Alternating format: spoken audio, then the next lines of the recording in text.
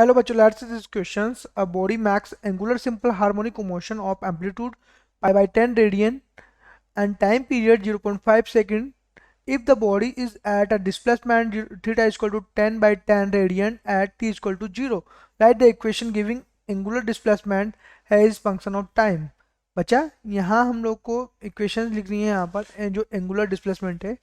ठीक है, अब हम लोग को थीटा की वैल्यू भी यहाँ पर दे रखी है, टी इक्वल टू 0 यहाँ पर हम लोग के पास, और यहाँ पे पाई बाई 4 हमारे पास दे रखा है और टी की वैल्यू टी इक्वल टू 0 है। ठीक है, पाई बाई 10 ये हमारे पास है।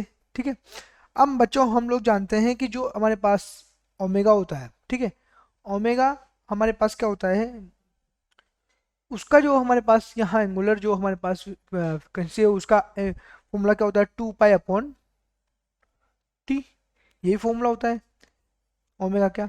ठीक है, अब यहाँ से हम लोग देखेंगे तो यहाँ 2 पाई अपॉन टी क्या है हमारे पास, 0.05, 0.05, तो ये क्या हो जाएगा हमारे पास 40 पाई, ठीक है, रेडियन पर सेकंड। ठीक है, ओके, चलो अब इक्वेशन में बनाता हूँ कि यहाँ पर अगर हमारे पास एंगुलर डिस्प्लेसमेंट बोला मैंने थीटा है। ठीक है, अब थीटा है तो यहाँ पर मैं लिखूंगा थीटा नॉट कोस ओमेगा टी, कोस ओमेगा टी प्लस 5, ये इस प्रकार से होगा।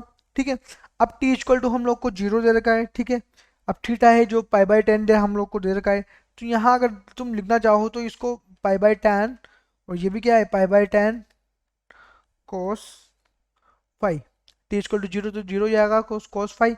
ठीक है, तो यहाँ से कोस पाई इक्वल टू मैं क्या लिखूँ, कोस 5 इक्वल टू 1। ठीक है, तो 5 की वैल्यू जो आएगी हमारे पास यहाँ से क्या आएगी, 0, क्योंकि कोस इनवर्स क्या हो जाएगा हमारे कोस इनवर्स 1 0। ठीक है, तो थीटा जो आएगा हमारे पास तो pi by 4, sorry pi by 10 cos 40 pi T, इस प्रकार से होगा।